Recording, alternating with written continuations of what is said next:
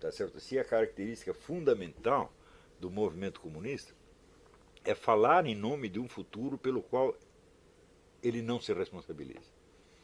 Ou seja, nós vamos criar um paraíso socialista. Quando e como? Não interessa. É o Lula. Não sabemos ainda que tipo de socialismo que queremos. Quer dizer, nós já temos 20 e tantos anos de Folha São Paulo, ainda não sabemos o que queremos. Por quê? Porque jamais saberemos. Não saber como será o socialismo faz parte da natureza do movimento comunista. Ou seja, a promessa é vaga e tem de permanecer vaga, porque se ela for muito definida, então chega um dia em que o movimento poderá ser cobrado por aquilo que fez. Ah, você construiu o paraíso socialista e está uma bela porcaria. A resposta será sempre, não, esse ainda não é o paraíso socialista. É sempre mais próximo. Então é o futuro que se empurra com a barriga. Isso é uma coisa que acontece desde o primeiro dia do movimento comunista. E eu acho uma das coisas mais impressionantes da humanidade o fato de que a proposta comunista, a simples proposta teórica comunista, não tenha sido percebida desde o primeiro instante como uma monstruosidade. Porque, em geral, as pessoas reagiam desde o Manifesto Comunista, elas reagem discutindo, vamos dizer, a qualidade da proposta em si. Então, por exemplo, os economistas que discutem a possibilidade da estatização dos meios de produção, etc., eles estão discutindo a teoria separadamente do movimento. Quando o próprio marxismo insiste que não existe teoria em si, a teoria é sempre parte da prática. Tá certo? Então, a teoria comunista, os discursos comunistas só podem ser entendidos dentro da praxis. E quando você analisa uma coisa com a outra, fala, bom, o problema não é saber se essa estatização dos meios de produção é boa ou má. Né? O problema é saber se eles vão realizá-lo ou se eles vão fazer outra coisa. Porque, veja, se existe um movimento comunista, é porque a economia não foi estatizada ainda. E ele só pode existir enquanto a economia não for estatizada. Então ele sobrevive do seu próprio adiamento. Então é claro que isso é uma fraude desde o primeiro momento. E eu acho fantástico que no século XIX, até, vamos dizer, o número de pessoas que perceberam isso que eu estou falando é ínfimo. Porque todos analisam assim, a teoria aqui e a prática ali. Isso é característico do abstratismo burguês que os marxistas tanto criticam. Então, se nós aprendermos com o marxista, com os marxistas, a conexão íntima, a identidade, no fundo, de teoria e prática, aí nós começaremos a entender o que os comunistas estão fazendo, porque eles mesmos dizem que estão fazendo isso. Né? Então,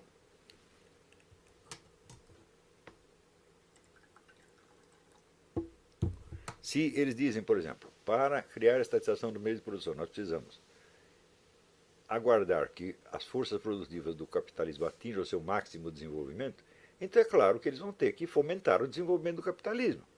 E a pergunta é, durante quanto tempo? Quando vai terminar? Né? Se você pensar bem, o limite natural do crescimento capitalista não existe.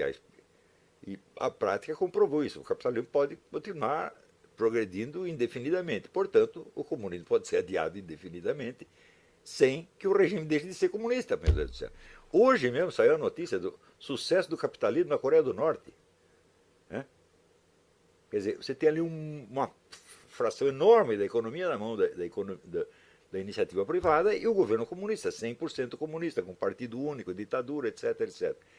Esta é a situação ideal do comunista. Isso não é provisório, isso vai durar para sempre, pela própria natureza do processo. Se você fala em nome da autoridade de um futuro, em nome da autoridade da história, eu digo, bom, mas quando é esse futuro? Esse futuro não pode chegar, porque se ele chegar, você será julgado em função da sua promessa e da sua realização. Então daí você deixa de ser o poder, meu Deus do céu. Então é autocontraditório. Quer dizer, o comunismo prestar satisfação pelas suas realizações é impossível, porque é autocontraditório. Então ele não pode prestar satisfação jamais. Então quer dizer, ele vai empurrar isso com a barriga pelos séculos dos séculos. Então é claro que é uma fraude desde o início, é claro que é um truque demoníaco. Não é um ideal. A igualdade, etc. Meu filho, isso é apenas o discurso, mas eles mesmos estão dizendo que o discurso em si não vale nada, que o discurso é parte da praxis. Então só pode ser entendido como parte da praxis. Então você pega os críticos do comunismo, como o von Mises, o Bambaverk e outros, né? Todos eles tratam a teoria em si. Eles não se interessam pela praxis. Simplesmente a parte econômica. Ou, vamos dizer, a parte moral. Os críticos católicos. Tá certo? Então, o que vocês estão falando está tudo certo, é tudo verdade, só que o foco não é este. Quer dizer, você está tratando a teoria como se ela tivesse uma independência, quando o próprio autor da teoria diz que ela só faz sentido na praxis. Então, você tem que ver qual é a função dessa teoria na praxis. Não é isso? Aí você vai entender a teoria. É a praxis que dá o sentido da teoria. Então, essa praxis é toda ela baseada no adiamento indefinido. A revolução nunca pode terminar, por definição. Então, os primeiros sujeitos que lêem isso têm a obrigação de dizer, ó, você está me enganando, rapaz. É o pleno contrário de uma ciência com métodos estanques. Exatamente, é o contrário de uma ciência, onde você pode avaliar, vamos dizer, a veracidade da teoria pelos resultados obtidos. Eu digo, mas se a teoria faz parte da praxis, ela não pode ser julgada pelos resultados. Né? Porque ela em si não tem sentido nenhum. Então, isto é a maior fraude lógica da história humana. Desde o início. Desde o Manifesto Comunista é assim. Não é que era um belo ideal igualitário que depois se perverteu, etc. Ele fala, não, isso é vigarice desde o primeiro momento.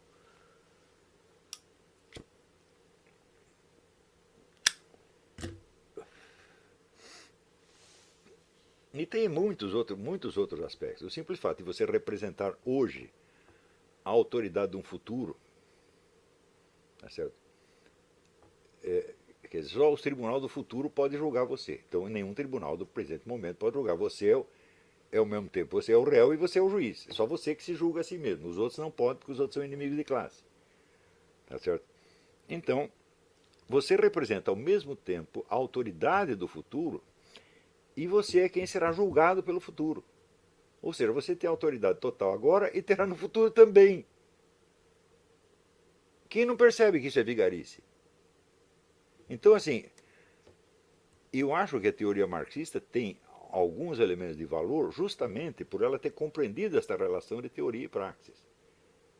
Isso é, de fato, inédito. Marx foi o primeiro sujeito que pegou isso aí. E isso, na análise da política, é absolutamente fundamental. Mas, pensando bem, é só isto. Não tem mais nada ali.